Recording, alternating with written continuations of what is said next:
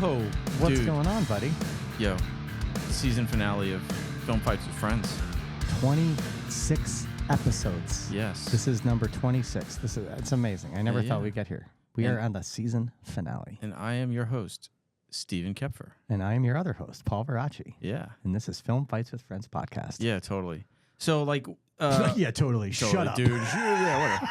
But, like, so... For this finale episode, we figured we wouldn't have a guest in. We would just go over some of our favorite moments from the season. For sure. I mean, this is episode 25. 25. We have a lot of cool plus moments. Plus our pilot. This is, yeah, so we have 25 episodes before this. So we're going to go over through some of our favorite We got some recapping guests, to do. moments. It's going to be like that final episode of when my wife watches of like Desperate Housewives, and they just talk about the whole season. Usually those talk recap shit about episodes each other. kind of suck, though. I don't know. Truth is, we couldn't figure it out. So we're just like, let's just do a recap episode. Right? Why not? Yeah. Screw it.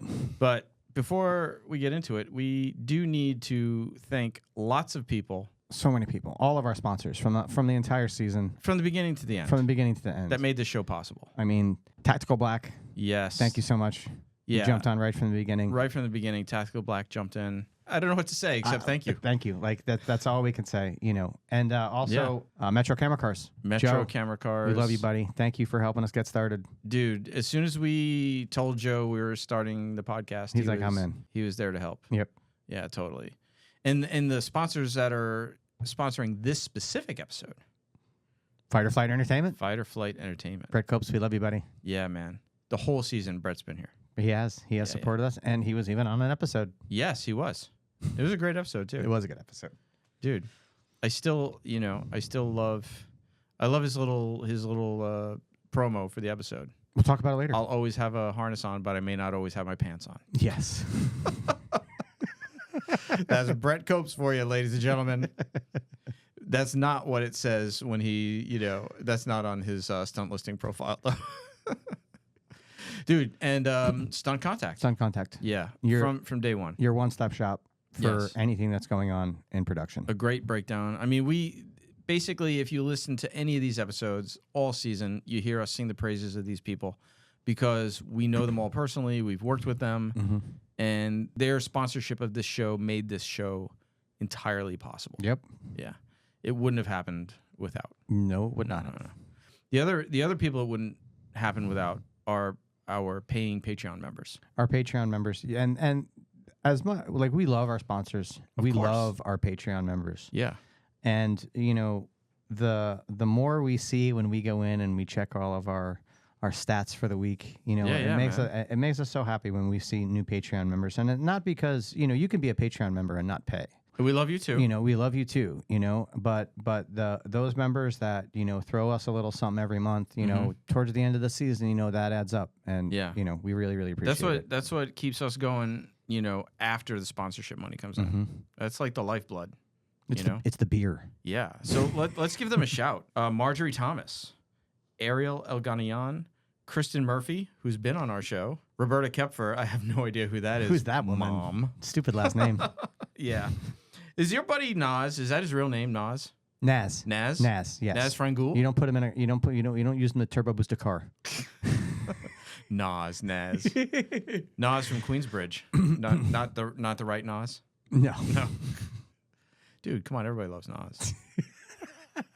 Nas is the band. I mean, yeah, fuck yeah, man. Preston Thomas. And he didn't sell out. No. Preston Thomas, who was also on the show. I'm seeing a pattern here. Maybe. If you're a Patreon paying member, you might get on the show. Interesting. Ted Williams. Ted, we love you, Ted. Ted, we love you, Ted. Thank you for sponsoring. And, of course, Alejandra Guevara. From the beginning. Amazing stunt performer. Yep. Alejandra, you're the best. Thank you all. Thank you all for sponsoring us. Yeah. And now... one last plug. Yeah. What you got? Yeah, September. Oh. Coming up in September is the Art of Movie Making Film Festival. That's right. So we are definitely going to have the winner of the Best Stunt Performance competition. On the podcast. On the show. Great film festival. Link in the show notes, how to submit. If you have a short film, feature film segment that you want to submit, definitely check it out. Now, people can also submit for these other categories as well the same way, of course. Right? Okay, great.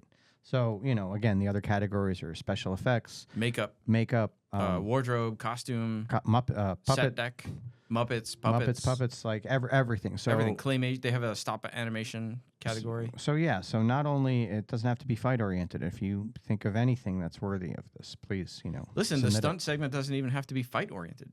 Mm-hmm. It's just stunt oriented. Exactly. It's a great festival, and they celebrate all the crafts of movie making. Mm-hmm. It's not just best actor or best, it's all the other people we never really hear much about, or at least the ones that win awards that are not on the televised portions. Yeah, right. Right. So listen, if this is your first episode, then go follow us, subscribe, like, show us love wherever we are. And wherever you're finding us. You got 25 more episodes to go back and catch up on, guys. Yeah, write a review. Give us some love. You don't have to pay for this show, so one way you can pay for this show is to give us a nice review, please. 5 stars, all that Thumbs kind of up, stuff. follow, anything. And jump on our mailing list. It's fightingwithfriendspod@gmail.com. Let us know you want to be in the mailing list, and we'll get you on there. For sure. But other than that, Paul, before we get into our favorite moments of the season, what have you been up to, dude? I mean, what have you been up to? What the fuck? He's supposed to be a guest. What are you talking about? You're both supposed to be guests. You asked me to be a guest host. Did you ask him? Dude, this is your friend. I don't know this guy. What? Get out of here. Dude, there's a reason we cut the video on your episode. All right. You two, you're the guests. Okay. We're flipping it. All right. Let's pull up a chair. All right. Josh. Yeah, let's get you a chair. Let's get you a beer. All right. Let's do it. Cool. Okay. We're flipping the script, turning the tables. Paul, how did this happen? I don't know. I don't like this. I don't like being questioned. It's weird. Do I need a lawyer? We've let you guys mess it up for 24 episodes, 25 episodes. There was one good one in there. Number 2. It was the only good one. Yeah, it's the only good one. Has the least number of downloads. So if you're just tuning in, it's a hidden gem. It's a cult favorite. If you're just tuning in, we're flipping the script. We're turning the tables. We're going to interview Steve. And what's your name again? Paul. Yep, that's it. We're going to talk to them about how they do what they do, how they got into it. So, welcome to Film Fights with Friends. So, I'm going to start. I know Steve better than I know you, so I'm going to start with you. Okay. Oh, God. Because I've known Steve for probably 12 years now. I want a lawyer. Something like that. I already don't like this. I want a lawyer. Like No. You're already under the gun. Steve's my lawyer. That's the problem. So let me ask you this. You're gonna like it. When was the first time you started training in martial arts? I mean, the first time I started training in martial arts, I would say was realistically the day I don't remember, but Joe Geralt, one of did you ever was he? It was a Wednesday. Was Joe ever was Joe ever a student of yours officially? Or was he a student of Riley's? He trained with us a bit after Riley left New York. So one night, basically, somebody saw me get in a fight outside of a restaurant I was working at. Okay. And he saw me go up against 3 guys, and he was like, "Look," he goes, "if you can jog home with me, like if you jog home with me, he's like, I will take you to a place and I'll show you how to really fight." Oh wow. So I was like, "Okay, done." And I was drunk, obviously. Yeah. Fighting 3 guys outside of my restaurant, I had to be drunk. So I was like, okay, and not thinking about how far the jog was. So I agreed to like a 5.5 mile jog, and I could not stop. And Joe was an Army sniper. Mm-hmm. So he just yelled at me the entire way. Yeah, yeah. And I did not stop for 5.5 miles. And then a week later, he goes, in a week, when you can feel your legs, he goes, "I will take you somewhere." And he took me to a place called the Fight House. Oh, I know Fight House. So he took me to the Fight House, and I trained, and I met a guy named Raleigh Bodycomb. Mm-hmm. And through there, I met Steve shortly thereafter. Well, what year was this? Boy, this had to be 2004? I'm trying to think. Riley was teaching at 2005? Yeah, 6-ish. Yeah, 2006. Because I think Riley only just joined my gym in 05 or 06. So probably yeah, like 2 years or so before he started teaching classes over at Fight House. And what classes did you take at Fight House? So they did have jiu-jitsu there for a while. Yeah. So basically, I had an odd talent for someone who was just getting into the fight game. when Joe took me to my first day, you know, where he's like, okay, let's go to this place. Wait, who the fuck was? Pause. Yeah. Who the fuck invites a total stranger on a 5-mile jog? An armed sniper. Yes, you're gonna if you can jog with me. What is this like? Yeah, I will teach you, dude. And he screamed at me the whole way and didn't let me stop. That's awesome. Like I would stop to take a breath, dude. He would fucking yell, and I was like, "All right, fucking, I'm jogging." Did you know this guy at all or no? Joe? I mean, he was a waiter in the restaurant, and he and I got along real well. You worked he was a waiter in the restaurant. We worked together, and I was working on the it was at the Spotted Pig. And, Spotted Pig? I know the Spotted Pig. Oh, so it's when I was working there. So there was, I got lots of crazy stories at that fucking place. So he's like, this interview is going a whole different direction. Right? So basically, I go and I do a sparring session with Joe in front of Riley, and Joe beats the shit out of me. He hits me with a left hook and a spinning heel kick, and I literally like landed both clean, and I just put my hand in the air and took a knee, and I was like, okay, I need a second. Yeah. And then went through, and then afterwards, Riley basically comes up to me. He goes, look, man, he goes, you can't fight for shit. Yeah. He goes, but you have great poise when you're getting hit. Yeah. He's like, so, and that comes from, I'm just going to cut it short, but that comes from an entire childhood of being abused, and being beaten by my fucking stepfather. Yeah. So getting hit was okay for me. Yeah. And he's like, so look, here's the deal, man. If you train for whatever I have someone fighting for. So he was trained, had a bunch of guys on training, fighters. He had grapplers, he had kickboxers, he had sambo guys, whatever. And he's like, listen, he goes, whatever I have a guy training for, he goes, you learn that and you be their sparring partner. Oh, that's awesome. That was how I learned martial arts. So if there was somebody on the fight team that was Kyokushin, I learned Kyokushin rules, and I was a sparring partner. American-style kickboxing, Muay Thai kickboxing, jiu-jitsu, whatever the tournament was, whatever it was, I was the sparring partner. So you had to soak up all of that stuff. So I had to soak it all up. And I almost think that's a better way of training. And really. that was how I learned, how I got into martial arts. You were an adult, basically. I was probably 27. And you were a bit of a brawler. I was a bit of a brawler. I mean, my past, obviously, kind of made me have a bit of a short temper. Yeah, he was an adult. Right. Finger quotes. Yeah, big fucking finger quotes. Yeah. So yeah, you got a lot of fights. Did you win that fight against the three guys? I did. That was why he was like, he was basically, because it was like me, maniac psychoing, like running after three guys. But it was just that thing. Like getting hit didn't bother me. So, well, and that's an important talent. A lot of people, it bothers a lot of people.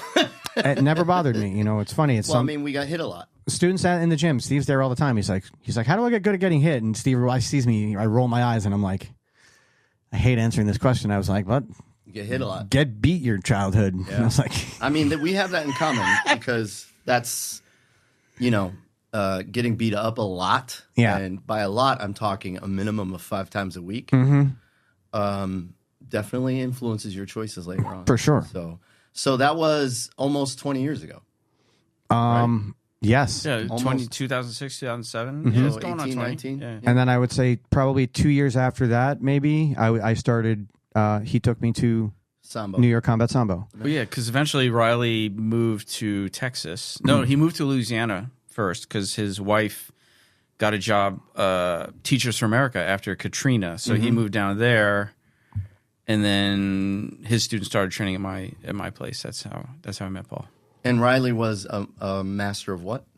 He was my student, Sambo. He was a Sambo guy. Student? Yeah, he came to me. I think he had a brown belt in a traditional karate style before that. And then I know he had moved to New York to go to School of Visual Arts for video game design. And then he dropped out, never finished, and then became a martial arts guy. Yeah, and started training with me. His focus was grappling and striking and Dude, he never studied grappling before training with me, and then he's now super well known as a grappler. I mean, I'll take credit for giving him his foundation and getting him started, and then and then once he moved to Texas, I think that was in 2010.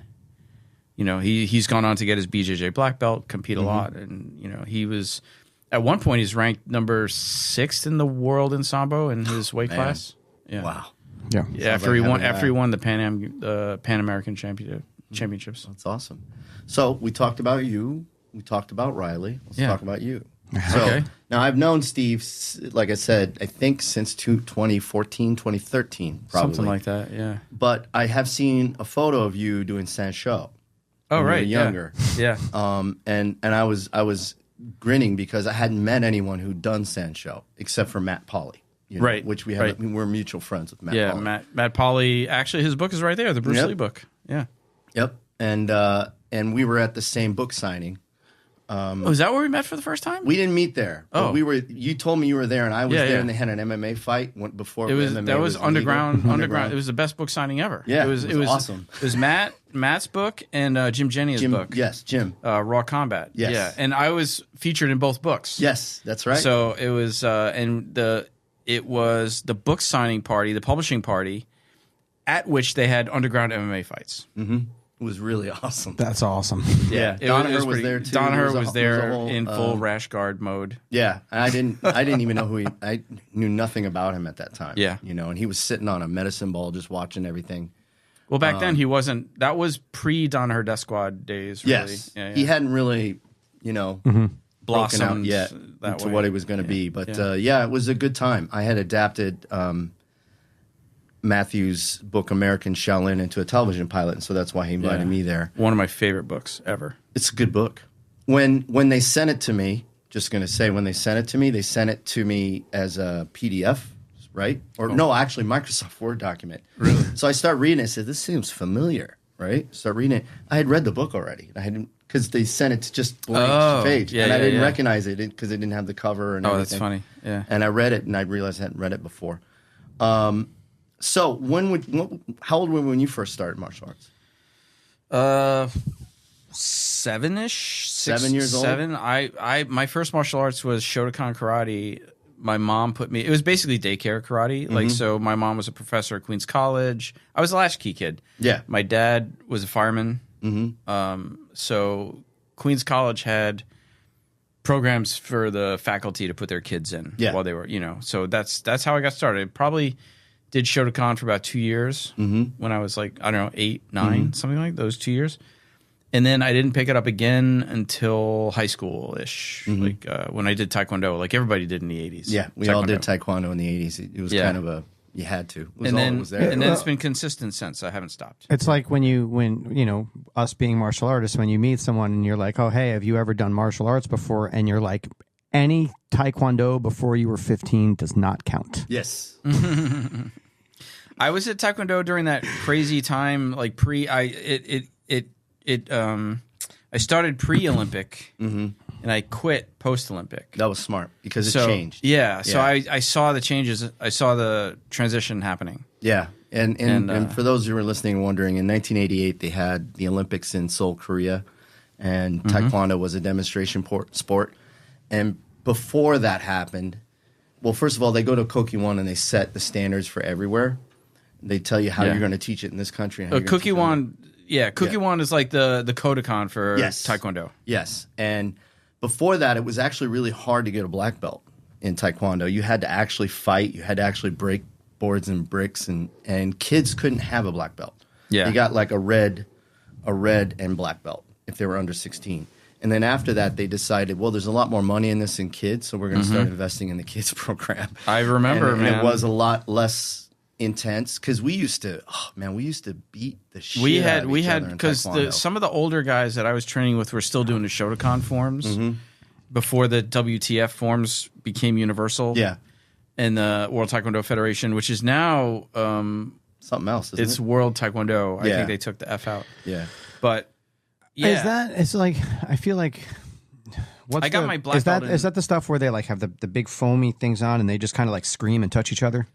Not really. Well, now they have different even gear. I'm like, because that's what I'm like. That was touch karate. That's a very different thing. Oh, okay. And actually, Olympic Taekwondo was full contact. Yeah. Right. No, I mean afterwards, not before. I know what Olympic, but you're saying when they changed it afterwards, I was like, did it become more like? But we were sparring when I first started Taekwondo with those. Not the foam dip stuff, but it was like just the a regular, sock, like the one that was like a sock with a little bit of foam on the inside. Hard with that thing. Yeah. I mean, we had Friday night. Like the ones they used in Best of the Best. Yeah, we had Friday night fights, and because my teacher also I don't know how accurate it was, or it's just marketing, but he did Hapkido. So we were practicing some throws, some basic stuff. So did we. Yeah. So we were punching, kicking, throwing, and then it all stopped eventually. Yeah. In fact, we used to, early on in my Taekwondo training, which probably started in like, pre-Olympics or whatever, 80s. In the 80s, yeah. And then we were doing belt wrestling as part of the warm-ups. Oh, man.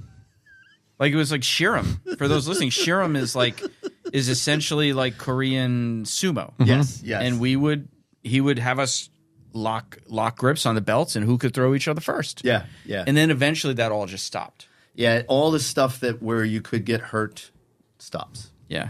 And it didn't used to be that way. I think Joe Rogan tells a great story about when he was competing in Taekwondo. He was very competitive. He went to California. Yeah, his highlight reel is pretty badass. He went to California and was competing in a world championship and caught somebody with a spinning wheel kick and knocked them the fuck out. Yeah. And when I say knock him out, the guy was out for 45 minutes. Oh, I've seen this interview. Yeah, you've seen it. And then he goes back and talks to his Korean master and he says, I was scared. I thought he died. And they go, yes, sometimes they die. And that was how it was. Dude, what the fuck? Was. That was how sometimes it was. They die. Before the Olympics in 1988. And then they changed it all. I mean, the Taekwondo guide, it was very tough, and he's a black belt in judo, hapkido, and Taekwondo, and just he was a very dangerous man. That's the way I say it. 88 was the demonstration, and then 92 was the first full Olympic sport. Yeah. And then that's when you saw the evolution in that 4 years, and it happened really fast. It did. Yeah, and it sort of changed everything overnight. I got my black belt in 93, and then I left by 95. Started doing Sanshao and stuff. Yeah, I got mine in 87, and then I kept with it, but until about 94 when I got into Muay Thai. So you did Taekwondo. Yes. Until then, and then when did you get into grappling? Or when did you get into Sanshao? So right from Taekwondo, I was looking around. Mm-hmm. Funny story. I don't think I've told this story. No, this is a bit of a reveal. But I wanted to write a book about different martial arts. So I started taking classes in like all these different schools. Not really with the goal of figuring out where I was going to train, but I just wanted to write. Yeah, write about it, right? Yeah, to write about it. And I ended up going to, at that time, it was called New York Kung Fu and Kickboxing Academy. Mm-hmm. And that's where I started studying Sanshao and Lama Pai Kung Fu. Is that place in Chelsea, or am I thinking of a different place? They were when I first found them, it was like end of 1995, before the winter holidays. Mm-hmm. And they were down in Chinatown or something. Mm-hmm. And then they closed there. They reopened Uptown by Chelsea in beginning of 1996. Okay. So that's where I started training. And then, I remember the place. I actually went and visited it. So, yeah, I remember. And then they became eventually, it was always New York Kung Fu Kickboxing Academy while I was there. Then the two owners kind of parted ways and started their own schools and whatever. And when did you drift into grappling? Unofficially while I was there, because we were doing like rudimentary grappling. Like a lot of people. That's what people forget. Sanshou, the lot of kung fu, there's grappling in there. It actually has its roots in. I mean, that's where Chinese, I was learning to throw people for the first time. Well, not really the first time, because I was doing the Hapkido stuff, but it was like I competed in Sanshou in '98. Mm-hmm. Yeah, I saw the picture. You're gonna have to dig up the picture, man, and show it. Oh yeah. He's like skinny. You've seen it. We'll put it in the show notes. It'd make me feel guilty about being a fat fuck right now. But it's basically like, so 98 I competed. There was a world tournament. It was like the Jeff Bolt tournament. It was down in Orlando, Florida. And ironically, that tournament was the amateur tournament was going on. Then the evening was the pay-per-view. The evening pay-per-view was with Kung Lee and Jason Yee fighting in Kung Lee's first pro fight. I saw that fight. Yes, I was there. I was there for that. What? Yeah. Well, that's amazing. So it was like Kung Lee, he did a movie with Van Damme. I have his number. Dragon Eyes. Yeah, we got fucked in that tournament. It was like we got royally fucked because we were told the finalists of the amateur tournament, the finals would be on the pay-per-view. And it wasn't. No, it wasn't. And we were told that if we made it to the finals, our hotel would be covered. And it wasn't. And it wasn't. And then on top of that, they ran out of fucking medals, and I didn't even get my bronze medal because I got a bronze medal at a world tournament. I fought guys from Brazil. I fought guys from around from different parts of the United States. No soup for you. I was the only guy, by the way, I had the rep that I was the only guy to be able to throw one of the Brazilian fighters. That's good. Yeah. So, but it was what it was. But I got to see that really cool pay-per-view live. That was like, yeah. Kung Lee's very good at Sancho. Oh my gosh, yeah. And his scissor takedown is, and yeah, I've met him. I have his cell phone number because we when he was an actor, we developed some projects together that never happened. Which is pretty much the common thing that happens. Right. But I got to chat with him a lot and work on some things. So, but to your original question with grappling, we were always just fucking around grappling, like, mid 90s, grab a VHS and see what you can learn type grappling. Yes. And then 98 was my first grappling tournament. I went up to Toronto and I competed in the Jean LaBelle World Grappling Challenge. And you were still with the Sancho? Yeah. I left there in 99. So this was in 98, and then I went up there, and then after that was such an influential tournament because that was during the dark years of MMA when it was being banned everywhere. So and UFC hadn't really figured out how grappling had this little moment, like 1998, ADCC started. There was a pay-per-view. They did two of them called the Contenders, like pro grappling. And then Jean LaBelle had his tournament. Grappler's Quest was born out of that Jean LaBelle tournament because Brian Simmons, who ended up creating Grappler's Quest, competed at that Toronto tournament. So it was a pretty cool tournament to be at. I met a lot of guys. I met like Gary Goodrich and dang. Yeah, he won the heavyweight division. Yeah. He won the big guys tournament. And then it was a cool tournament to be in. I went 1-1, but it was my first time competing. It was fun. Cool. I met Jeff Blatnick, rest in peace. I met Jean. That's the first time I met Jean LaBelle at that tournament. A legend. Yes. Legend. He's an icon. By 1999, I was kind of ready to move on from that gym. Yeah. And that's when I found Sambo. Yeah. Okay. We'll come back to that. Okay. We're going to go to Paul. All right, Paul. Yeah, me. Yeah, you. Yeah, you. So you were a chef. I was. You went to school for it. Well, I didn't go to school for culinary. I went to school for international hotel and business management. Okay. The first chef I ever worked for said, "Don't waste your time getting your degree in culinary. Get your degree in business. So that way, when you run your own place, you won't have to depend on anybody." So that's what I did.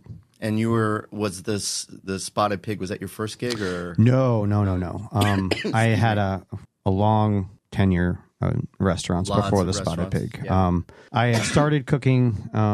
Basically, I had left school and took my internship as a real job out in Montana. And then Montana? Yeah, out in Montana in Glacier National Park. I was working at the Rising Sun Hotel.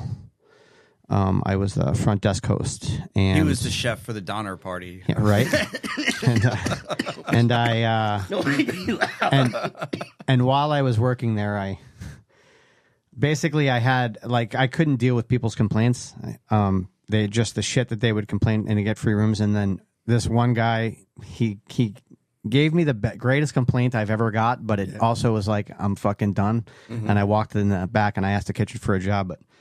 So this guy comes up to me, and he had to be, at the time, he was probably about Steve's age now, so he was old as fuck. So I'm older than him, by the way. We're gonna cut that part out. So this guy comes up to me, and he's like, and he really, really sets me up and baits me in for this. And he's like, "Hey man," he's like, he looks over both of his shoulders. He's like, "I got a question for you." And I'm like, "What?" And he's like, "So when you sit on the toilet," he's like, "Are your balls supposed to touch the water?" And I just started laughing, and I looked at him, and I go, "I don't know, man." I go, "How big are your balls?" So literally low hanging. I mean, so he started laughing. He goes, "No." He goes, "Every time I flush the toilet," he goes, "the water comes all the way up to like 2 centimeters below the rim." So I helped him with the problem, but just after that, I walked into the kitchen and I asked the chef, and I was like, dude, I'm like, I can't deal with fucking, I can't do this anymore. And I started working in the kitchen after that, and he immediately, I got the kitchen. He made me a sous chef within a week, and so I just I succeeded in the kitchen, very quickly. And then from there, if you haven't seen this guy chop garlic. Well, that's pretty awesome. Oh my god! That video that Tom loves. I asked how many people I could get how many slices of I could get out of like a piece of garlic, and I think it was like 47. 47 slices out of a little clove of garlic. But so then I went to another part of the resort, Many Glacier's huge. So I went and they moved me to another place, to the bigger hotel. And I was working with actually one of my good friends now, Michael Barbera, who I still talk with. And he taught me kind of everything I know. And then he and I went to Colorado together, and we were there for a couple of years. And then from there, came back to New York. And basically, I got my job at the Spotted Pig because I was there. Right. I was walking around the city, and this was before, when the Food Network was still the Food Network. It had a couple of cooking shows. Yeah. Mario Batali only had a couple of shows on the Food Network, but he was a huge chef, so I knew who Mario Batali was. I'm walking around in Soho. I'm handing out my resumes, and I see Mario Batali walking across Broome Street on West Broadway in Broome, and he's getting in his car. He's got his orange Crocs on. He's got golf bags on, and I run up to him, and I just start talking to him. Yeah. Right, and chatting it up, and I finally get to the point of where I have a resume and I'm looking for a job, and I hand it to him, and he looks me, and again, he's getting in a cab to go play golf, and he looks at me, and I'm like, hey, blah blah blah. I'm like, I've got my resume, and he looks at me, he goes, kid, he goes, I'll give you anything you want. He goes, just promise you're not going to get in the car with me. Just please stay here. Basically. So he got me a job at Del Posto, and I went there, and that place is huge. That was a monstrosity of a restaurant, and the chef there, Mark Ladner, amazing guy. I worked there for a couple of weeks, and it was a little too big, and I asked him for something a little more smaller and a little more intimate, to work with a chef a little bit closer, and he sent me to the Spotted Pig, where I worked for a few years with April Broomfield. And why were you fighting with those three guys? Were they assholes? So probably, right? Back in the back then, on West Broadway in Broome, that was more that was the cupping room. This was on West Greenwich. Yes. Sorry. So it was on West Greenwich. In that area, there was a lot of the hookers. Yeah. So there were a lot of their Johns. Yep. And so don't ask me how I know this. So that's kind of so that's kind of it was how late 90s. It was after that. It was like 2006, 2005, something in there. So that would make sense, because that's when you met Geralt. Yeah, so it was like right around there. So basically in that era, in that area, that all that shit was still going on in there, and there were just a couple of guys, and they were getting loud with a few of the other people who work in the area, and those people just happen to be, the transvestite hookers. I guess hopefully that's the politically correct way to say that still. And they were kind of, there's a bit of shit going on, and I just was like, shut the fuck up. And then they just decided to all turn on me, and then whatever, you chased them down the street. Well, no, we all just started beating the fuck out of each other, and it's one of those things where I don't go down. No.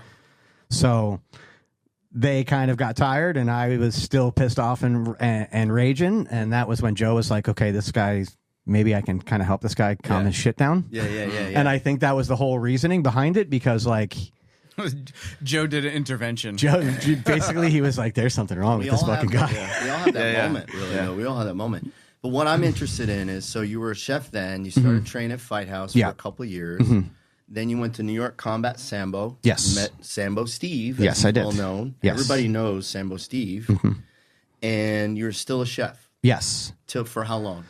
I was a chef for actually a long time, and then I left. I moved to New Jersey for a while. I helped. That was like 5 years ago, wasn't it? A friend of mine. No, that was longer than that. It was probably about 10 years ago. Oh, okay. Longer, maybe even 12 now, if I break down my marriage and do the timeline that way, which is a little more accurate. Don't break down your Don't marriage. break down your marriage. So, no, not that way. Jamie won't be happy about it. So, I went to Jersey. I helped open up 2 restaurants. I helped open up a gelato place and another small bar. And then I was a chef at an Italian restaurant for like 3 years. I wasn't training, wasn't doing anything. And then I was like, after snapping out of a bunch of horse shit, went and talked to Steve one day. And I was like, I need to come back and I need to start training. Yeah. And then I also at the same time started doing Krav Maga.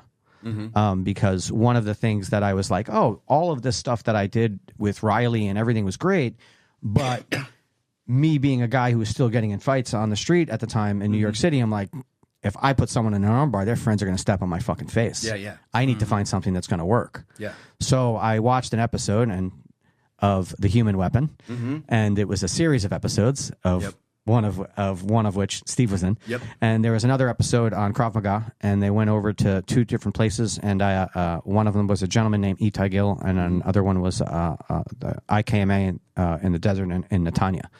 And so I basically sought those guys out, and then I went and trained with them, and still at New York Combat Sambo training with Steve, and then kind of working with Steve and his philosophies towards self-defense made a lot more sense than a lot of the other bullshit.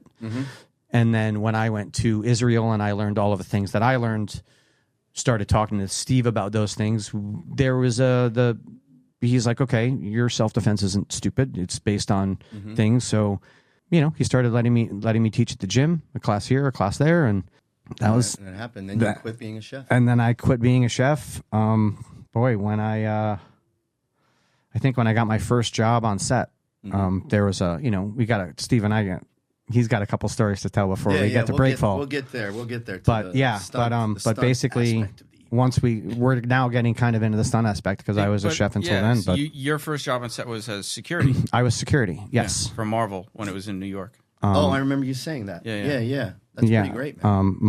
It's a great segue. My favorite comic book character is Iron Fist, and actually, this kind of plays in until we make the switch. But my first boss knew who I was. He was a security guy. He knew who I was in the Krav Maga world because I was the first North American to get ever certified by the guy who certified me, and it was kind of a big deal in the small little Krav Maga world that it was. And how long did you train in Krav Maga? I trained, I would probably say, after every single day for 3.5, 4 years before I went to get my certification, which took me over a year to get. Yeah. They're not easy to get. And again, I was the first North American certified by an ex-commander of Yamam. So I did not have an easy time. The first time he met me, he watched me hit the bag, and he looked at me and he offered to return my money for the class and said he wouldn't certify me. And Steve knows me well enough to know it's just like that's just motivation. So I was like, no, keep my money. I'm taking your class. Yeah. And then I also realized that I think it was because no one else signed up and I was the only student and he just wanted to go on vacation. It's probably I can empathize. That's probably it. I can empathize with that too. Dude, well, you can too. You run there's nothing worse than like morning class and like nobody shows up and you're like, what am I doing here? No, well, it's worse when one person shows up. Yeah. And it's always the same person. I don't want to say it's worse, but it's just how. We teach because we want people there. Yeah. And when there's nobody there, it sucks. It's like a kick to the nuts, kind of. I hate it when students aren't in class. You know. So you went to Sambo after Sancho. Yes. But it was another Sambo guy there. Right? Somebody you trained with, if I recall. So it was 99, and I was leaving New York Kung Fu and Kickboxing.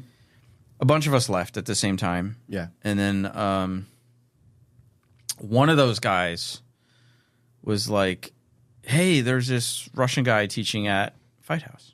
This is before Riley. This is like Riley was actually, after all that, ironically.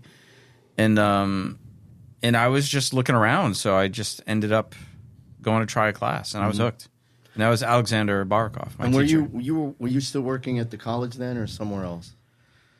You weren't teaching then. No, I wasn't teaching. I was still working at that time. I was still a child life specialist and art therapist at Maimonides Medical Center. Yes, I remember that. Yeah, I remember you talking about that. Peds oncology and pediatric intensive care. So you're just training and working and training. Training and working and training. Yeah. And when did it shift over for you taking over the school?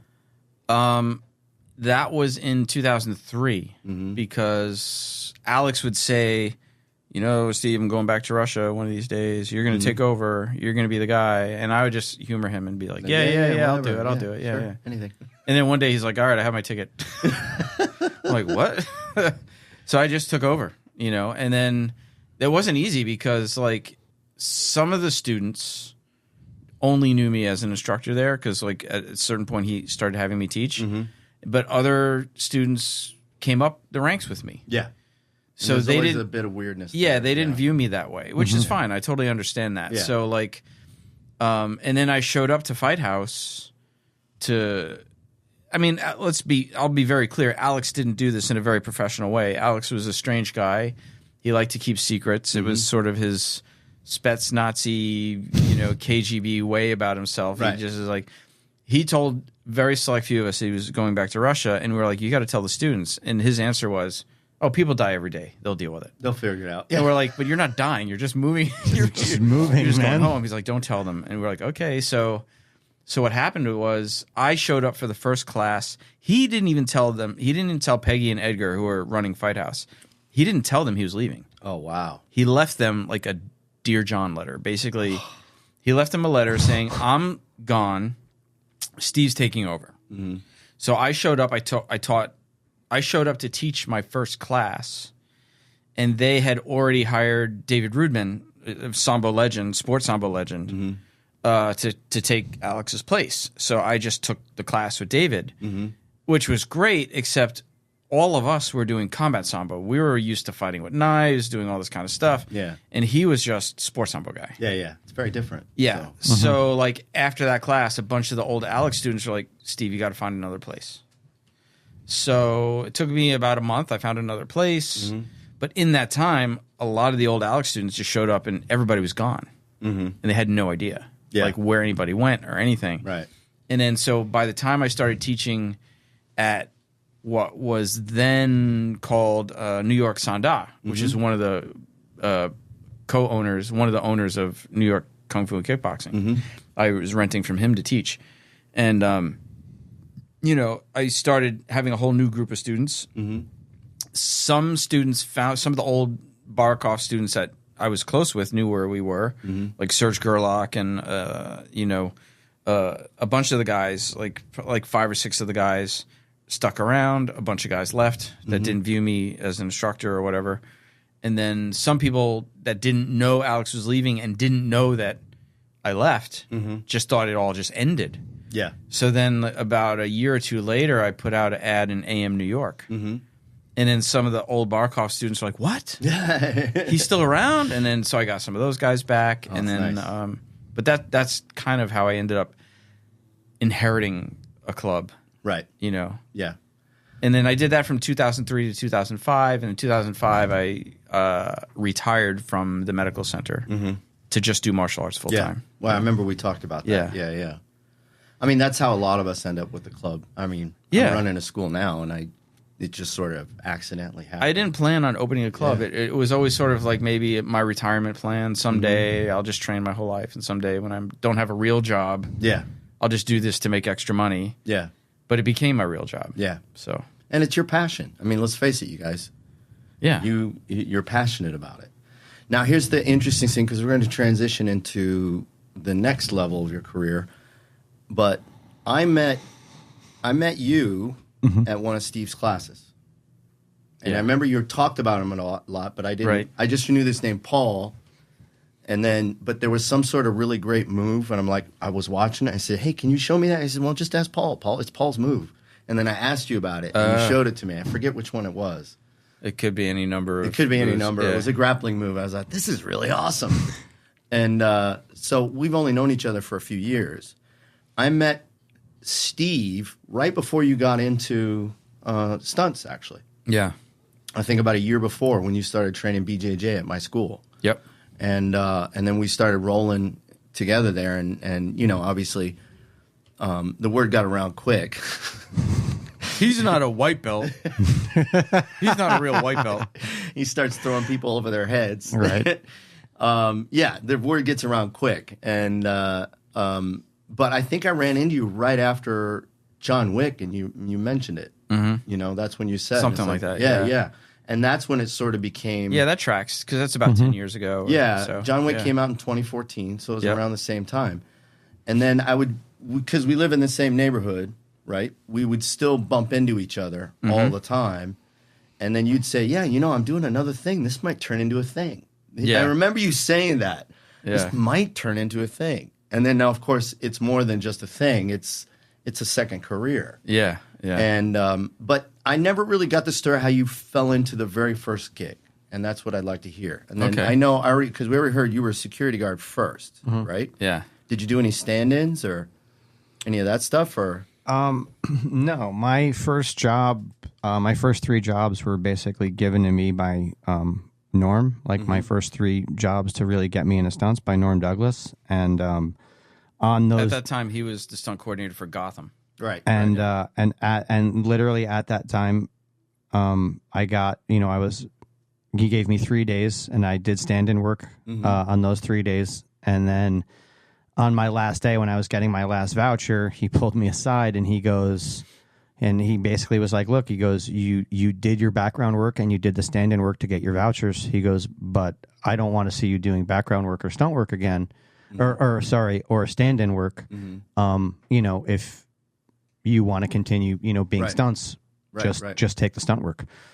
So that was basically, right from there, I was like, okay, I need to get my SAG card. I need to get everything so I can start getting jobs. What was your first gig? First gag?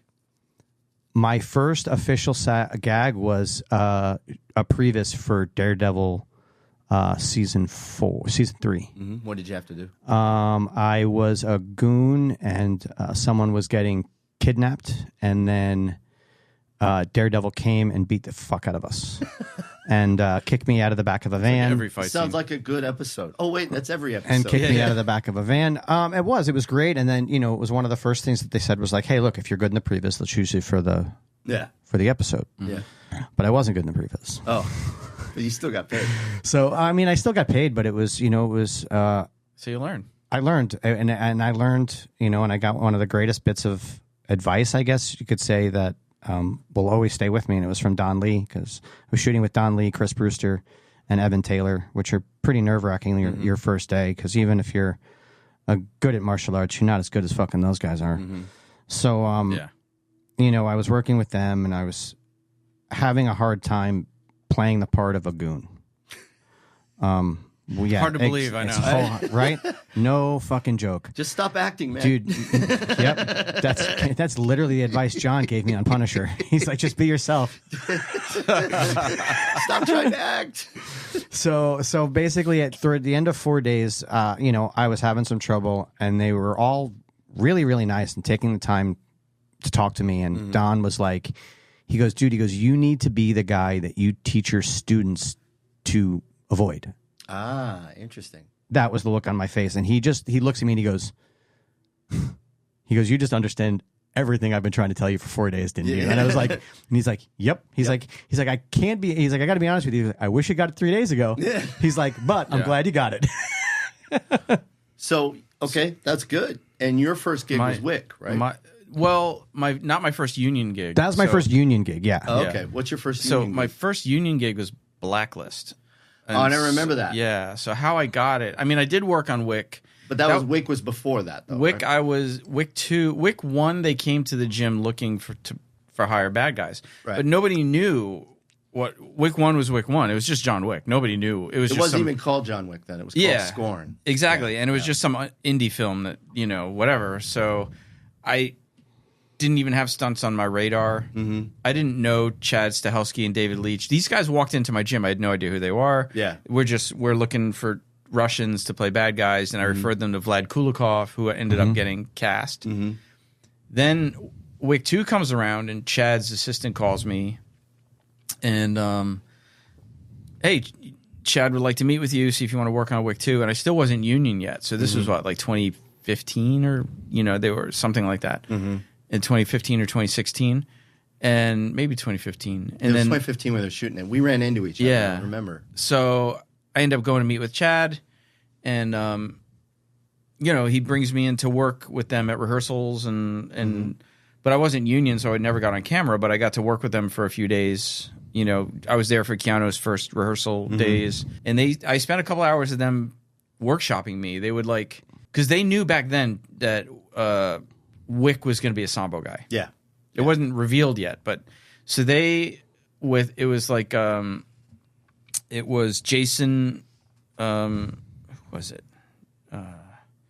I forget, but there was a bunch of the A711 guys there, and they were just all right, well, if you had a gun in this hand, how would you do that throw? If you only had this hand, Sambo moves. Yeah, they just recorded me doing it, for a couple hours. And then JJ Perry was the supervising stunt coordinator. So he was like, hey, come back and hang out, and this was all for no money and stuff. I didn't really care. It was just in the door. Yeah, right? It was just an experience. So I come out and hung out and watch rehearsals and stuff like that. And then, got invited to the rap party, and it was cool. And then so around the same time, one of our Film Fights with Friends producer, Matt Kaplowitz, and I did a documentary together about New York stunt community. Yes. And so I met a whole bunch of people in the community in that documentary, one of whom was Tina McKissick. And Tina at the time was Court Hessler's assistant, and Court was stunt coordinating the Blacklist. And so kind of like what happened with Paul with being security and getting to meet everybody, know everybody, by the time we got in union, they were like, hey, you ready to work or whatever? Yeah. So the same thing happened to me. I got in union, and then Tina was like, okay, I got a job for you. She submitted me to Court. I got a job. She did the same thing for me. Yeah. Court was my first official job. Yeah. Now I want to meet her. On she lives in Atlanta now. Now she lives in Atlanta. She moved down there. I'm probably too old anyway, but so Tina, we love you. And then I remember the Blacklist episode. It was great. The baddie of the week was Brent Spiner, and I was a little nerding out because it's like Data, Star Trek. Man. Yeah. So I was one of his goons, and then I had a great time. I just had to get shot, fall down, a couple, whatever, simple stuff. I was on camera a lot. I had to apprehend people and just be. Yeah, you were wearing that black leather jacket on the rooftop, carrying automatic. I remember it yesterday. I was like, hey, I know that guy. And then, so after the day was over, Court never said anything to me. He was like, never great job, never bad job, nothing. It was just and I just left there thinking I must have fucked up. But then he called me back again 2 weeks later. So my second job was also on Blacklist. I was doubling. His name escapes me. I'm kind of embarrassed because I didn't meet him. I was on second unit. Just yeah, and that's how it happens oftentimes. Yeah. But and then my third job was Punisher. Yeah. And did you guys knew each other by then? Oh yeah. You were really close. So then sort of happened simultaneously. We started the stunt journey together. We decided to go into this stuff together. Yeah, okay. Once we kind of after I, came back from Israel, and we basically our stunt journey kind of started shortly thereafter. Yeah, I mean, once you started saying, I think this is going to be a thing. We were driving up to Montreal to do a tournament. He was just coming along to hang and help. And then I was a referee. I was going to be a referee at a combat wrestling tournament up in Montreal. And we came up with the idea for Breakfall Studios on that drive to Montreal. And that was in 2015. So we founded Breakfall Studios in 2015. Yeah. Almost 10 years ago. Yeah. And I pick all this up because I was having lunch with him once in a while. Usually bump into him in the street. Yeah. Because he wasn't training at the gym where I was training anymore. But we knew a lot of the same people. So I trained at your place for a couple years and moved on. And then when you took over, I started coming back. Yeah. But it's he ranked me in jiu-jitsu. Yeah, I should be. I was one of the guys because I was like, he can't be wearing a white. I didn't want to rank because a couple times you're like, dude, let me promote you, and I was like, nah, I don't care about that. I kept saying no, and then one day he just did it without asking me. Take it before I strangle you with it. I'm sick of seeing that white belt on you. The other thing that I would say that because, well, look, let's face it, we're martial art nerds. Mm-hmm. There's a subgenre of the nerds, and it's martial art nerds. Mm-hmm. But the interesting, fascinating thing about you two guys is that you're not only martial art nerds, you are film nerds to the 10th degree. But that's But I mean, you know, so was it natural? Were you a film nerd before you became a stuntie, or did it happen after? No, I was film nerd from childhood. Mm-hmm. So like my original plan, when I was growing up, I wanted to be in movies. That's amazing. And I would make movies on Super 8, and I would do stuff, and then even my whole plan to go to college, I ended up going to School of Visual Arts. Mm-hmm. I got a full scholarship for advertising and graphic design. But the plan was really to use that to learn how to make commercials with the goal of becoming a filmmaker. So that was always the plan. Yeah. But in my mind, even growing up as a kid, I never wanted to be in front of the camera. I always wanted to be behind the camera. Right. And I always wanted to be like, I remember like American Werewolf in London was so inspirational to me. It was the first movie to get an Oscar, the for special effects, and all that. And I went to filmmaking camp. Like my friends in junior high school went to camp. I went to New York Institute of Technology, had camp for kids, and it was for filmmaking. Oh, wow. So I did that for 3 summers where I learned how to shoot and edit. And every summer we would do from script to screen a movie, all the kids, with the film students of the college. Right. So that's just something I always wanted to do. And then I sort of went on a detour, in life. We all do. But the constant was martial arts, right? So then martial arts brought me back to it. Yeah. And that was through Human Weapon, not doing stunts, but just kind of getting back involved in the industry. Yeah. And then, of course, YouTube. I started my YouTube channel in 2005 when YouTube was brand new. Yeah. And I started making, instructional films, martial art, little martial art videos and stuff. So I was always making stuff.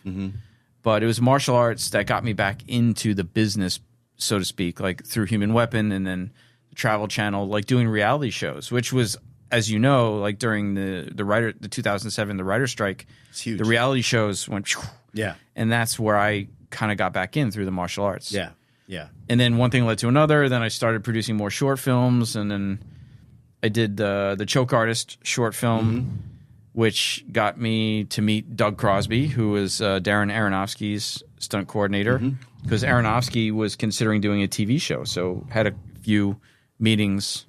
Myself and Sean Fitzgerald, who wrote Choke Artist, had like 3 meetings over at Aronofsky's production office. We never ended up doing anything with them, right? But met Doug Crosby, and he was like, "You should think about stunts. You're into the filmmaking. You're a martial artist. The fight scene in this short was really good." And then, so 2014 is sort of, for me, the benchmark of when the light bulb went off. Like, and it came together. Oh, stunts! Yeah. I can do that. Yeah, I can combine all this stuff. My love for film, my love for fighting, martial arts, and all that. So like 10 years ago, basically. Paul, what about you? I mean, look, guys, I was a video store clerk back when we had VCRs. I was a bit of a film nerd. I used to work at Blockbuster. Blockbuster. Nothing on you. I got nothing on you two guys, because you guys get the gear, you got the collection, the collectibles. That's him. He's the collectible guy. Still, you have your own fair share. I do. Yeah, I mean, he got all of his good stuff from me. Yeah, I mean, not the Star Trek good stuff. I got that on my own. That com phone you have is awesome. I'm in awe. And I'm, like I said, I wouldn't say I'm a complete film nerd or a complete theater nerd. I'm just sort of curious in that regard. Probably more of a martial art nerd than anything else. But you guys are full film fanatics. And were you always that way, Paul? Or? I mean, my dad was always sneaking me off when I was a kid to see. I mean, I saw RoboCop when I was 8 years old. I'll never forget it. It was a Monday. My dad, instead of taking me to school on a Monday morning, he kept me home, and then we went and saw a matinee of RoboCop, and then he dropped me off to 3rd grade. Oh man! And I mean, I remember like he was doing these like during some of the scenes, and of course I'm like, A little bit. So, movies was always a big deal for me because it was kind of like how I spent my time with my dad. Now, my stepfather was a piece of shit, not my dad. My dad was... I got that. Yeah. So that was just kind of how I got into watching movies. And I mean, we watched a lot of movies. Like, my parents were divorced, so when I went and hung out with my dad on the weekends, it was just movie marathon. But isn't that's the way things were, man? Like, I got into movies because of my dad, too. My dad, every summer, my dad and I would take, like, a father-son trip. We would go to, like, some historical place, like Gettysburg or, like, whatever. But we would always see, that's where I saw Star Wars. I saw Star Wars, the 1977, on the road on some father-son trip with my dad. He took me once to a movie. He took me to Female Trouble. He didn't know what it was. And I remember we walked out of it, right? Yeah. I remember being like 11 and watching the Kentucky Fried Movie with my dad and my brother. Oh, my God, yeah. But the movies, those were like these like really important times, like going to see movies with family and stuff like that. I mean, even Star Trek, right? Like, I grew up of the time, in the syndication era, like the first wave of like sort of reruns. And once a week, every week, the whole family would sit down and watch Star Trek. Like, it was a family thing. Yeah. Would sit down and watch it. Yeah. And what did that lead to? That lead to me making little dioramas and Star Trek, buying figures and all that kind of stuff and taking pictures of them and shooting movies with them. And just all that kind of just coalesced into this love for sort of storytelling. Like, if you were to ask my mom, she'd be like, I was the one always doing, like, on Thanksgiving, all the family would be around, I'd be the one doing a play or a theater or dancing around or doing some show. Right, like, that was just me. Yeah. When I was one of the things I used to do when I was a kid, I would always get in trouble. Me and my friend George and John, the three of us, always in the principal's office for fighting, but we were never fighting because we would always fake fight. Yeah. But I was the one who was like, okay, no one believes us anymore that we're just going to start fighting with each other at recess. I'm like, we got to get pissed at each other first period. And let it boil over and have everyone want us to fight at recess. Yeah. So we started getting called in the office because we just started pretending we hated each other. See, he started fixing fights at a very young age. Man. And then it got to a point of where like there were just certain things we couldn't fake, and like some of them would notice, they're like, they're faking again, and everybody would leave. But that was and I used to love running past the principal's office and pretending to trip. And then, because the floors were like smooth, so you get like a good trip, and then you get a good slide, and you slide across the office, and like the assistant's like, risky business. Never able to stay on my feet. Where did you grow up? I grew up. I was born in Queens. Grew up mostly in Connecticut and Chelsea. Yeah. I know you're born in New York. Right? Born and raised in Queens. Never left Queens. Yeah. Originally Elmhurst. I mean, I also think movies for guys of our age, right? 19, 20, 21. Yeah. Where they have a dual purpose. They're an escape, obviously. And if you have a troubled childhood, which I did and you did, it's the best escape. But it's also a possible future, right? A possible alternative future. Because where I grew up in Iowa, and I grew up in a town of 300 people, and never saw an Asian person until I went to college in real life. And there wasn't a whole lot of them on TV. It was just Bruce Lee. Right. And I don't think I spoke to a non-white person until college. I mean, I've seen them, but I didn't speak to them. Right. But when you went to movies like Eddie Murphy and Beverly Hills Cop, which came out in '84, everybody's doing. Or when Eddie Murphy did Delirious. Oh my gosh! The next day, we're all, I had some ice cream, and it was a way of really cake, chocolate cake. It became a way of connecting with people all around the world, and I think for me, it was defined that way, and it's very different now because I have kids, you have a kid, and I have to keep reminding myself that it's not the same. Everything's changed, and it also changed from when my father was a young boy. Yeah. And so I'm interested. Well, first of all, before we get into that, that's a deep. I have a question for you. Okay, no question. So going. No. I got a question. This is a good one. So because our backgrounds were a bit similar, I had a movie that was an escape movie for me. You know, we had VCRs, so you had to own the movie, and you really, it wasn't like you could go somewhere and just buy a movie. Right. No. So kind of the movies that you had or you got were what you had. What was your escape movie? Enter the Dragon. Enter the Dragon was your escape movie. Yeah. I had so it that on was VCR, like when shit was really bad, like I always had one movie I would throw on that I would just, that was my escape movie. We used to get drunk and just watch it over and over. And we took it from a Blockbuster, and then we had a friend that had a dual thing, and copped it up. And then nice. We would go train. Then we get a bunch of beer and we sit and watch Enter the Dragon over and over again. I mean, when you were a kid. Oh. Well, we didn't have VCRs when I was a kid. No, when I was a kid, we didn't have VCRs. We didn't get cable until I was 16.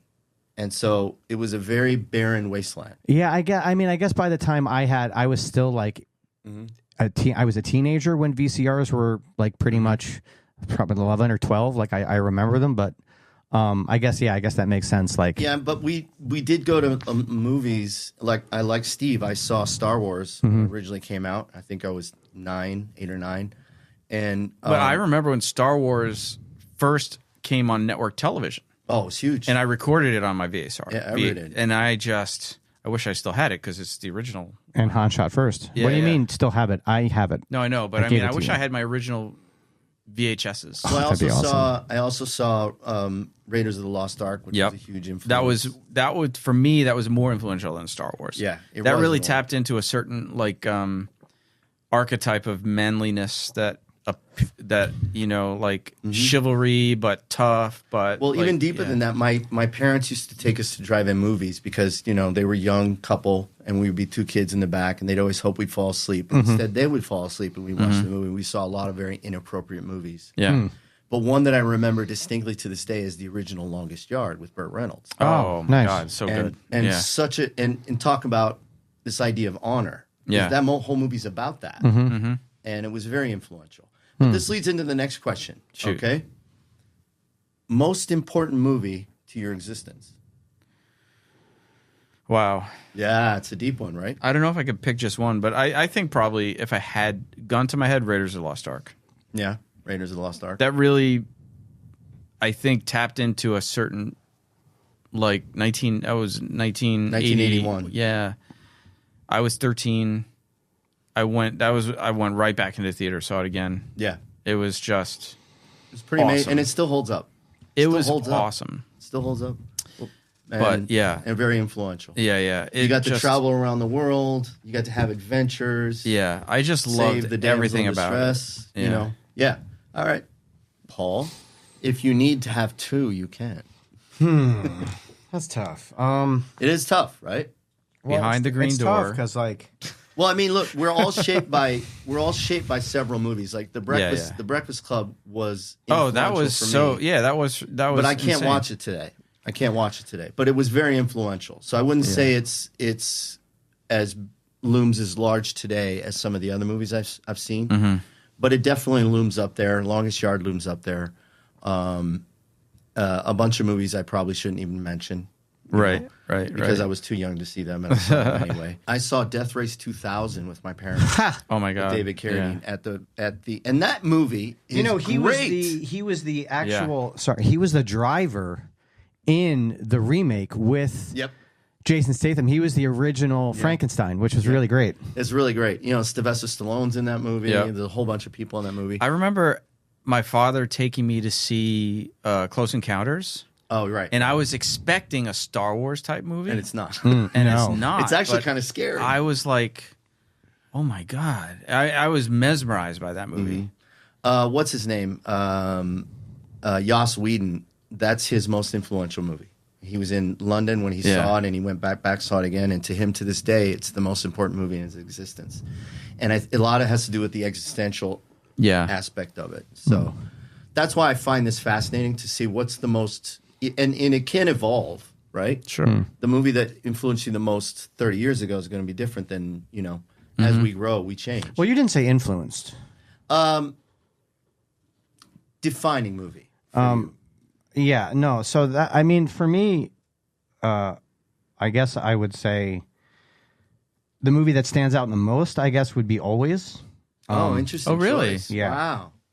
I love that movie. Holly Hunter, John Goodman, Richard Dreyfuss, Steven Spielberg movie. Yeah. Great movie. That was one of those. That was one of the few movies I had in the VCR. So Isn't Audrey Hepburn in that movie? I had such a crush on Holly Hunter. I don't think so. Okay, maybe I'm thinking of something else. It was really the movie really was just kind of like just the three of them. It wasn't like a big thing. But he was the pilot and he flew the planes in and he put out the fires in the woods, right? Yeah. Like amazing movie. But that was the movie I had in the house when like shit was bad. That was what went on. That was the movie that like made me get emotional. Just made you human, man. Yeah. And I think that's, there's a movie that was very similar to that I don't think a lot of people have seen, called Bless the Beasts and the Children. And I think you'd like that movie. But it's a very hard movie to watch. And it's based on a book. And the only person I can think of that you guys would know is the guy that played the original Will Robinson was in it. Oh, wow. He was an actor. He was in everything, Hitchcock. And it's about these guys who are trying to save these buffaloes, these kids, from being slaughtered. Oh, shit. And it was very moving. And when I was a youngster, it was like that for me. And because I'm crazy, I went and I got the book and I read it. And you have those movies because they remind you of our humanity, And we need that stuff. I think for me, my number one movie is still your favorite too. Last of the Mohicans. Last of the Mohicans. And it's such a fascinating film because it's not based on the novel, really. It's based on the screenplay of an earlier version of it. Right. And what's the deal with how much did you ever read the original No, not the book. The 1936 screenplay that was originally. I don't think I have. Now you got me going. But I mean, that movie still to this day. I would say before that I was influenced by Cyrano de Bergerac. I'm too much of a romantic. Dying nobly for someone who doesn't love you to me sounds great. Paul's going, yeah, I can see that. I get that. That makes sense. That makes sense. And I think there's a correlation between that. I do think that it's probably going to evolve, and I embrace that. You make me want to go watch Always because I haven't seen it since 1990 or 91, wherever it came out. Because I used to see everything. Yeah. Everything. Yeah. Whether it was good or bad, I saw it. And that was a good time. Now I want to go watch it. I know a little bit of the story, so I can see why it speaks to you. It's fascinating what hits us. I find a lot of existential stuff like Castaway with Tom Hanks. The end of Castaway just blows my fucking mind. I was in tears at the end of it. It's very existential. He's standing at the crossroads. Yeah. And I find that very fascinating, excuse me, how it relates to us. And when you see things, you connect to it. So there's obviously something in Always that you connect to, and you still connect to. But, my son used to love Thomas the Tank Engine. And it was his biggest thing in the world. You're probably right in the middle of that now, right? I mean, huge. Yeah. And now he never thinks of it. Yeah. But I always think these things are stepping stones to help prepare us for life. And in a sense, death. Sure. Because in movies, people die. And it helps us accept our own humanity, in a sense, the limitations of our own humanity. And I think that's, to me, what makes the combination of what you guys do and a little bit what I do too is we combine all that. I mean, we learn how to kill people. Let's not tiptoe around it. Krav Maga isn't about being nice. Brazilian Jiu-Jitsu is not about being nice. Even Taekwondo didn't used to be because sometimes they die. Right? Yeah. Martial arts is it's in the name. Martial warfare. Yet at the same time, I grew up watching Billy Jack, another very influential movie on me. Yeah, for sure. And Born Losers, the one he did. I saw Born Losers at a drive-in with my family.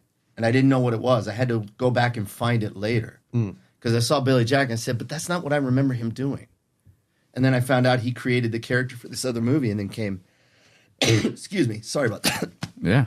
Anyway, it's a long story. What I'm saying is that we do this stuff, we learn how to take life, but the reality is it's not why we're learning it. And I think when we create, and you guys can interrupt whenever you want, it's about extending life, living forever in a sense. And that's what I think movies are. You know, certain movies live forever, and they're always going to live forever. Yeah. Oh, yeah. The good ones. And I think, excuse me, coming to grips with that is something very important. You know, when we're on the mats, we're tapping out. It's like a video game. Oh, I died, but I get to relive again. I write a movie. The guy dies. I write another one. Yeah, yeah. We get to do do-overs. Yeah, remember when you were a kid? You played. Yeah, it's a way of exploring who we're going to be. Yeah. Right. So you know, you originally you're going to be a film director, and then you went into art therapy, and you were doing that for a long time, but you kept pushing, and then look where you're at. It's finally full circle. Well, Paul, I mean, come on, you were a chef. Yeah, no, I think what's interesting about all three of us, you included, because you didn't start out. You were acting, and you were doing different things, and then we've all embraced the notion that you can reinvent yourself. Yeah, yeah. And that is, I think that's just the key. That there's a certain freedom in believing that, well, if this doesn't work out, I'll just do something else, and you just believe it. Yeah, you know? and I don't.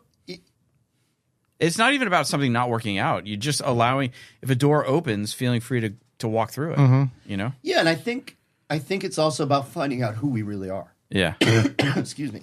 I mean, we talked about this before. I found the most valuable personal insights have been when I'm getting the shit kicked out of me.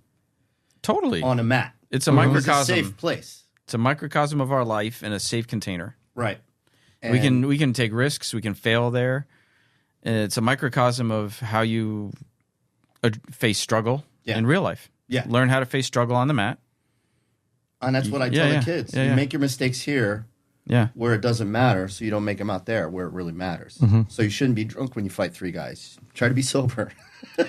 But it's not just about fighting, though, right? It's about, like, the boss calls you into the office, and then how do you feel? Yeah. You know, or whatever. Any kind of struggle. How do you deal with it? Yeah, it's it's interesting, and I find it fascinating because, and this is I share with Paul, I have a very troubled childhood, and for me, the gym has always been a safe place, and a lot of people don't view it. It should be. It should be. Always and should be. It should be that, and it bothers me. I mean, we can go off. We can do a whole nother 2 hours on this, on training spaces, but it bothers me when gyms are not like that. And they weren't when I was younger. They weren't. In fact, you pissed off the master, he was going to give you a beating. Yeah. And that was, in the 80s, very common. Very common. I mean, you would shatter your ego as well. Yep. But my feeling is that is a place where you need, like you said, you need to feel safe enough to take risks and allow yourself to fail. Yes. And if that is a concern, if you're at a place that you feel like you can't take the risks, you can't be vulnerable, you can't fail, you can't do all these things that you need to grow. If you do, yes, then you need to leave that place. Well, I mean, or if you're the toughest guy there, leave. Yeah, find somewhere where you're not. If you're the toughest guy in your gym, leave. Yep. Yeah, that's a great point right there. And I think from as long as I've known you, and if I've known you, I think that a part of this is really you're sculpting and finding out truly what's underneath all that stuff, because we carry with us all this baggage. And the martial arts is. Someone tells me, does that make you a bad person if you're a killer? I said, well, it's just going to make you better at doing that. But your true personality is going to be exposed. So whenever there's a douchebag on the mat, and if you're out there listening, we know who you are. Correct me if I'm wrong. We know it the minute they step. Yep. Oh, yeah, you could tell. You can tell who the douchebag is, who's going to do dirty stuff. Yeah. Before you even, and I say he because generally it's always a he. But not always. Not always. Or who's going to go something from like 30% to 100% just to win. Yes. And to me, I think the interesting thing about martial arts is you cannot hide.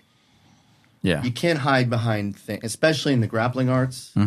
You can't hide behind bullshit. No. You either do it or you don't. Yeah. And you have to accept failure. And we've met a lot of people, they never tap. And there's a guy I know that's still a blue belt after 15 years because he doesn't like to tap, so he doesn't ever get better. Right.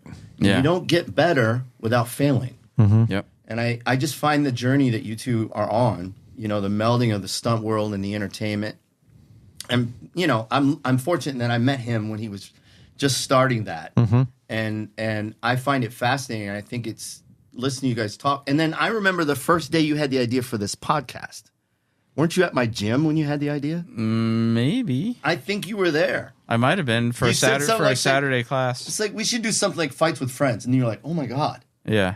That's a great time. Seriously, you were there. And now look, you have a whole entire season behind it. Well, then our producer, Matt, said to me, you've been on like 50 podcasts. You should have your fucking own podcast. And by the way, we just started the studio.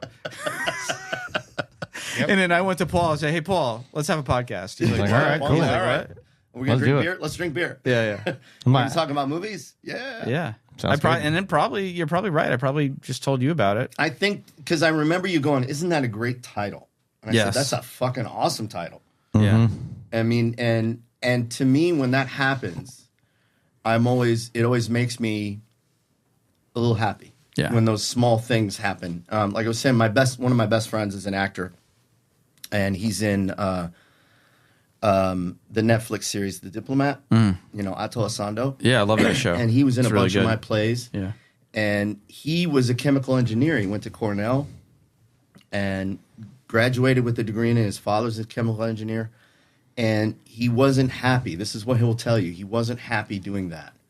And he walked away from all of it and just moved to New York, was being a bouncer and studied taking acting class. Mm-hmm. And his whole entire family was like, I don't know what you're doing. This is that. And then, but now look at him today. Yeah. And it's not even, I get what you mean when you say reinvention, but to me, it's about discovering what's truly there. You know? It's like archaeology. Yes. Yeah. Yes. And that's what fascinates me about martial arts. Like I said, you can't really hide your heart when you're on there. Not if you want to be any good. Yeah. That's my thing. I think if you're going to be really good, you have to show who you really are. And I think that's true of acting as well. And to be on this, I gave you guys a bunch of shit at the beginning, but to be on this journey with you from the beginning to the end, it's just cool. It's really awesome, because usually they get some director out here. They don't really have the writers that often or an actor, but we are the guys. You guys are the glue. You know what I'm saying? Yeah. It doesn't happen without. That's the thing that is always fascinating to me when you go to a movie. If you've been to a movie set, like you've been to a set, how many people are there? It's a massive, it's a massive undertaking. Yeah, it's huge. And it's just really special to sit there and think, well, like we talked about, like I had posters of Van Damme on my college dorm room, and now I get calls from him. Yeah, it's crazy, right? Yeah, and you were the movie geek, you're the movie geek, and now you're in movies. And in a way, if we had gone back in time and say, hey, if you could be a stuntman, would you like that? The young you would say, fucking hey, yeah. Yeah. Same for you, right?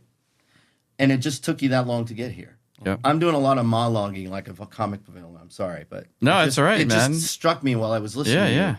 It's like this. It's a full circle. Full circle, and I find that fascinating. And so people will have to tune into season 2 to see what's next. What's next? Right? What's next? That's right. Yeah, dude. Thank you so much for thank you for taking the host chair. Right? Guest host chair. I'm like, it was nice to kind of have a break. Yeah, almost, totally. We didn't have to. It was so great. I was like, we don't have to do any research for this episode. And I knew what I was going to ask you guys. I knew. I was sure. I was like, all right, now I'm going to figure out the Paul with the chef thing. Cool. And how did he get in? And then I didn't think that it started by you, chasing 3 guys down the street. But that makes sense now. It makes sense. Well, dude, thank you so much. No, thank you guys. Appreciate you coming in for this. Appreciate you having me on. This is awesome. To do this. And don't interrupt our introduction again. All right, I won't. I promise. Yeah, so, thanks to everybody for tuning in and watching. And we'll see you in season 2. Dos. Bye-bye, everybody. Bye-bye. Episode 2 was pretty good. Film Fights with Friends is brought to you by Breakfall Studios. Executive producers Stephen Koepfer, Paul Varacchi, Thiago Benedetti. Produced by Press Record Studios with Matthew Kaplowitz and Richard Butler. Associate producers Becca GT and Jared DiCroce. Edited by Matthew Kaplowitz. Associate producers Becca GT and Jared DiCroce. Edited by Matthew Kaplowitz. Original music by Ahrue Luster.